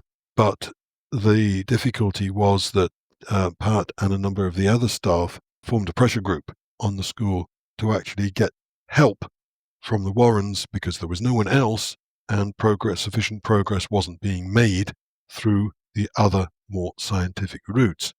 Eventually, the Warrens were asked to leave the school in such a way that they could not come back, and they didn't. I was later to meet them again, but that's another story. So, what lessons then, Ciaran, did you take away from these experiences and the way that you were investigated and assisted the school in its investigation of yourself and paranormal activity occurring within the school? Well, there were a number of them. The first is about Xenocards and card guessing experiments. This relies essentially on a good rapport and therefore psychic connection between the person carrying out the test and the investigator and the subject. It all relies on that and on timing, because when do you make your guess? Because what you need to do is have some clear headspace in between trying to guess the last card, this card, and the next one. If the person who is taking a card from the pack simply does so as a mechanical action, then the result is likely to be poor if they don't look at it. Because after all, what is this a test of? Is it a test of remote viewing, i.e., can I or anybody else see see the card through a brick wall or several brick walls between rooms? Or is it a test of telepathy, i.e., a connection between my mind and the mind of the person who's just turned over the card? Is it part of their job to try to communicate with me or me with them to see the card, or through telepathy, establish that contact? Or is it a remote viewing exercise? Or is it a precognition exercise? What will the next card be? Yeah, trying to guess in that sense. Are you trying to predict the future, or are you trying to get inside somebody's mind or see what they see? And that led me to the conclusion that it is almost impossible to test people accurately with Xenocards.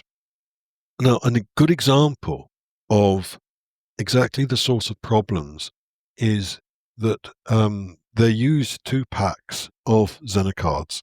There was a blue one, and I think there was a red one or a green one. So there's 3 packs or something. Sometimes I could get the color, sometimes I could get the symbol, and sometimes I get the symbol and the color. But the other point is the amount of concentration, because you have to concentrate at a particular time, because if you don't do that, then you don't know whether the card is ready to be guessed or not. Is that the last card or whatever? You don't know. So you need to be told, make your guess now, because the card's now been turned over.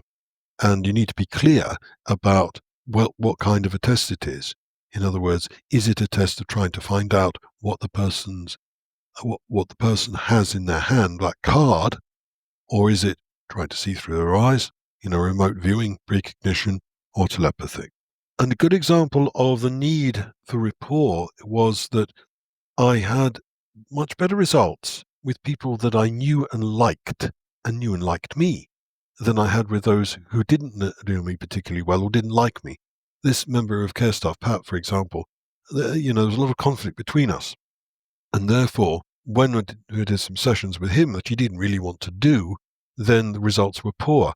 But I did manage to pick up that he was distracted. He didn't really want to do the test, but I knew that anyway. That was obvious from the social situation. But there was something wrong. He'd seen the doctor, and there was something wrong that he hadn't anticipated that would affect him. Something that was the result of his poor lifestyle, and that would affect him, and that he would need to change his life. And it was something to do with, his body, something to do with sugar. I didn't quite know what, couldn't quite put the pieces together, but it was a problem with sugar. He couldn't have sugar in his tea anymore, or coffee, and that really annoyed him and upset him. And he might have to have injections, and so on, and that he would certainly have to take some pills. Now, when that was looked into, it was found that he actually had just been to the doctor and been told he had diabetes. So quite a remarkable result, you would think. But the Zenocard tests for that session were very poor. So rapport is a key factor. If you don't have the rapport, then you don't get the results. The other thing about it is, in a different sense, psychic impression data is something that comes across to you. It is paradigm dependent on what the other person or ghost or spirit, whatever, wants to communicate to you in the first instance. And things come across to you in different times, in different ways. I mean, if you just imagine, for example, opening your front door, if you imagine as an exercise, tell me exactly what you would see. Well, you might be able to visualize it all very quickly, but you can't communicate it all very quickly. So you would have to start by saying, well, I open the door and I see this, or that's there, and blah, blah, blah. So it would take time. So again, as with a sort of telepathy, mind-to-mind transmission, things can take time. So to allow for that, don't expect results instantly, although the information can be transmitted instantly. It's a bit like the internet in that sense. You send someone an email, you should get it almost instantly, but it can take an hour or two or whatever. So that's one thing.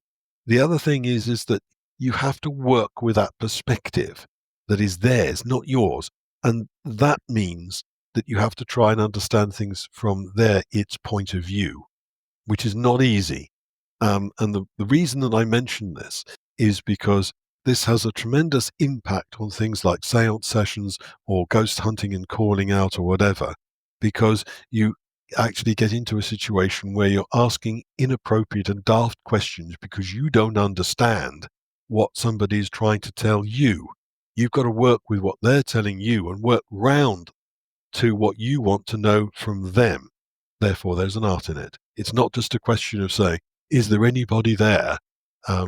Said the ghost, as you might say. Or, can you come and move this? Right, who are you talking to? Because unless you can establish a contact and build up a rapport, then you may as well be addressing an empty room without a ghost on the basis that there isn't one there rather than there might be, because you've got to engage with them and start that communication, because that is the key to everything else. And that's what I've tried to do over the course of all these years, and to kind of use the abilities that I have, such that I do have, in a way that I can obtain veridical information during these contacts and make the most of it and report it accurately with all the necessary caveats. The other thing that I think really follows from this is the importance of telepathic veridical dreams of the dead that actually come from ghosts or spirits or apparitions as a sort of a broadcast or emanation from them, that you can obtain really good quality veridical information from them, which can be checked out and does check out against documentary records, thus establishing proof of the contact and also survival, which I think is a very important aspect, because that's why so many of us are involved in psychical research in the first place. Ciaran, I was transfixed. That was an amazing, amazing chat with you. Is there anything else that you thought of whilst we were chatting? Well, only that part of the difficulty with Ed and Lorraine was essentially they were trying to force things back onto their agenda, of the demonic, of Bathsheba Sherman, of rituals being conducted of an occult and unsavory nature, never in fact took place. And that created a lot of problems for the school and so on, and I was caught up in that, and that led to a considerable conflict. And that showed me several things. Firstly, coming back to accurate reporting, report accurately, say what you think, and provide interpretations, but don't falsify. Don't use an agenda and fit the truth to presumed facts. Work from the bottom up, which starts with good observation. All science starts with good observation, and then work your way through to deductions and conclusions, and always be prepared to hear another point of view. Because again, after all these years, so many of these experiences which I've had remained unexplained, not in the sense that I have arrived at my own personal answers, but in the sense that I still don't know how such things are possible, how it is that a ghost or spirit, poltergeist, can have an apparitional form and can be solid in the sense of he, she, can exert a physical force against the living person that can throw them across the room. But on another occasion, seconds later, somebody can dive through that apparition, dive through it, and sort of emerge on the other side of it as if it was not there, or you had sort of experienced it as if it had been sort of insubstantial, a sort of a jelly-like thing, with no substantial form to it. Yet it has the power to throw someone across the room, as a living person would, and even exceeding the strength that you would expect a living person to have. I do not understand that. I never have. I don't think I ever will. But I suppose that's the mystery of all this, to be witness to the impossible and to try to explain it and to make my life's work attempting to do so. Honestly, it's been such a privilege to chat with you about your experiences. And there is still, of course, an awful lot for us still to uncover and to discuss in the next podcast. For now, though, I will say thank you again to my guest, Ciaran, and goodbye to everybody listening. Bye, everybody. Thank you for joining us on this journey into the unknown. If you enjoyed today's episode, please subscribe, rate, and leave a review on your favourite podcast platform. You can follow us on social media for updates and more intriguing stories. Until next time, keep your eyes open and your mind curious.